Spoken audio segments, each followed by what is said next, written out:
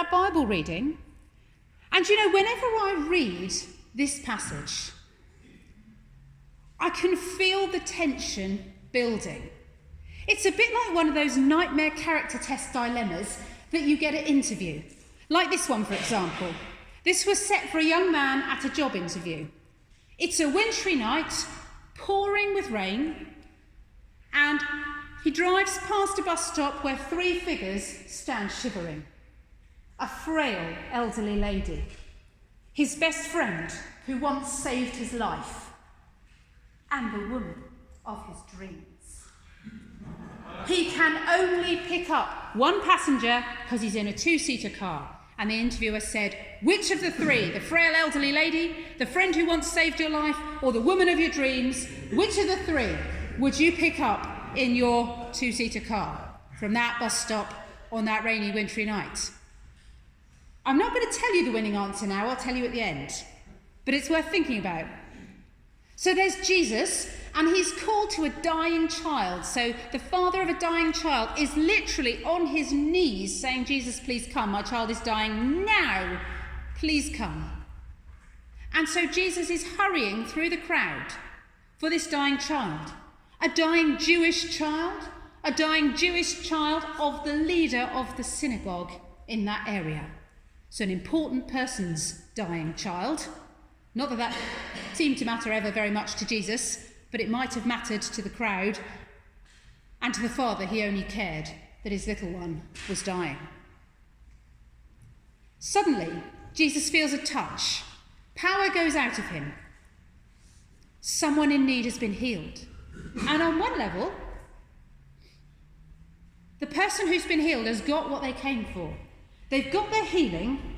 So in a way, it's not really a time dilemma because Jesus could just carry on.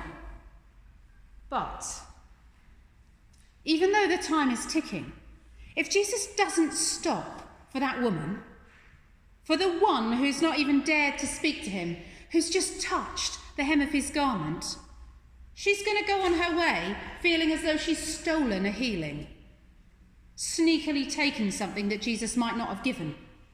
And so really, given her history, it would only have been half a healing.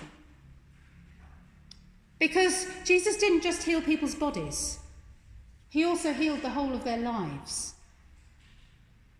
The dying child, or the needy, sick woman. What a choice.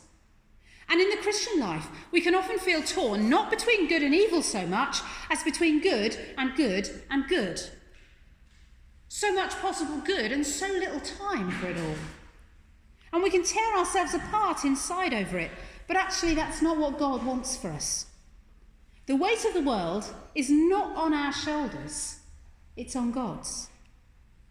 And if we're connected with God, then, as Jesus was, the power will flow out from us.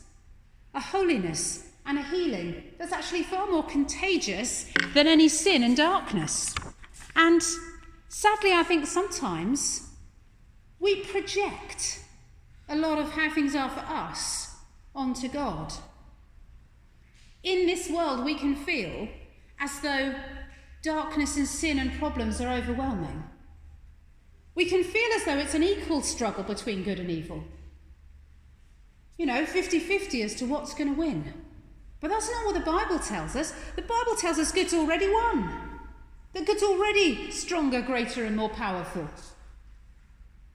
And that actually it's not sin that's contagious, but holiness. Jesus touches a leper and he doesn't get leprosy, the leper gets healed. Jesus touches a prostitute and he doesn't fall into sin, she steps into the light.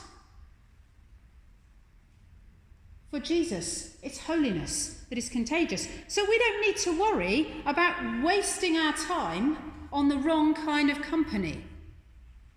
There are those who will accuse us of wasting our time with certain groups of people, when it could be better spent with people who are more deserving. And I get this at times because I work with Food Bank. And people will say to me, well, you ought to be spending your time on the deserving poor, the people who are... How do you work out the deserving poor?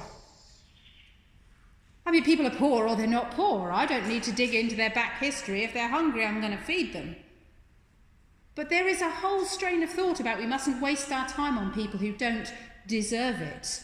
And I don't think that's a question Jesus asked. I think it's a challenge with which he challenged other people. Like the parable of the Good Samaritan, don't pass by on the other side of the road, even if you're heading back from having served God in the temple.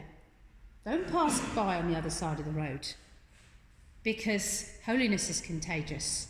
Wrong isn't. And sometimes as well, we project our busyness and our time or our resource poverty onto God. And I wonder if this is familiar. Prayer is being offered for those in need, and our back's killing us, or we're worried about something, but we don't go forward because there are others in much greater need, we tell ourselves. And over time, this can become such a well-worn groove that we're not even aware of thinking it. We might even see it as a virtue.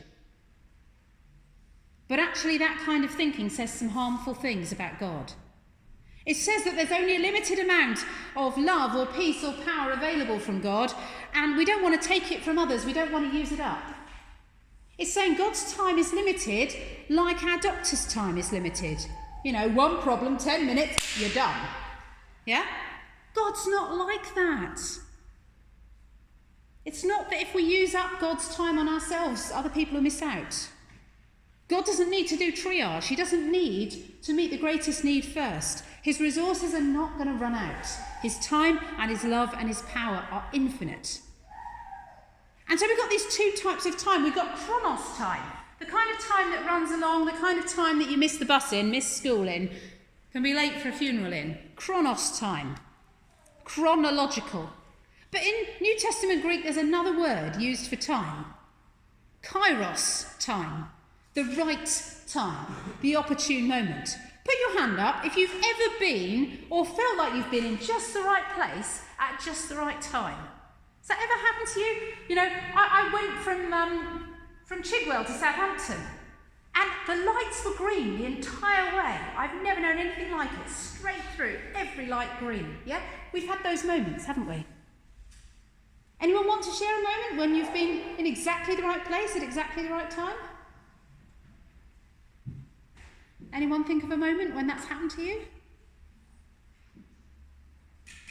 But certainly, we have these times. That right conversation you wouldn't have had if you hadn't been in the right place. Maybe you get picked for something because you happen to be sitting at the front really straight, being incredibly well behaved when the teacher asks, and you get picked. And another time, you might have been, scratching your head turned sideways and doing something at the back and not got picked. But you're in the right place at the right time. And Jesus calls the healed woman and her story into the light because the time's right for it.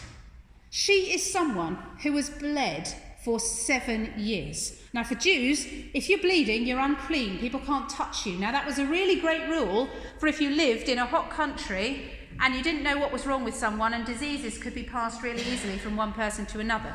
So all these rules were about making sure that if somebody got a really awful disease, they couldn't pass it to everybody and everybody wouldn't all die. So they're really, really good rules, but the problem is that for this woman, she's been sick for 7 years. And that means 7 years of meals taken on her own. 7 years unhugged and unkissed. 7 years away from family life and community activities. She can't take part because she can't risk touching someone and making them unclean. 7 years without being able to go to worship. Without being able to be part of the life of her community. And Jesus, when he calls her out, and he hears her story, and we don't get the whole thing again in the Bible because we already know it, because the writers already told us, but the crowd around Jesus, including this dad who's saying, "Come on, my daughter is dying," they all have to listen to this woman's story. And I imagine all the pushing and jostling would have stopped as soon as they realised she was unclean. Everybody would have kind of gone back a pace. And she would have had space to tell her story and be heard. And when Jesus says, "Daughter, your faith has healed you," she can go home. She can go to her family, she can go back to her community, she can go to the temple if she wants to. And he calls her daughter. Daughter, She's as much God's beloved as the little girl of that man who's twitching in agony at Jesus' elbow, willing Jesus to hurry up. And Jesus really sees that woman. She matters because it's her time to be restored. And Jairus' daughter, Jairus' little daughter, is no less healed because of the delay. Her healing didn't depend on Jairus' ability to bring Jesus back in time. It was the gift and power of God. And I want to leave us with two really important questions. Question number 1. Am I carrying the burdens of God and trying to do too much? Am I trying to do God's job for him? Yeah? Am I trying to do God's job for him? Am I trying to do all the good there is to do and feeling hugely pressured and torn in different directions because I feel as though if I don't do it, it won't get done? If so, that's something you need to give to God. You need to give him his job back. It's not your job, it's his job. And am I reaching out for Jesus for myself enough? Or am I struggling under that theology of scarcity? Am I really saying, well, I won't go forward for prayer because I want to make sure other people get?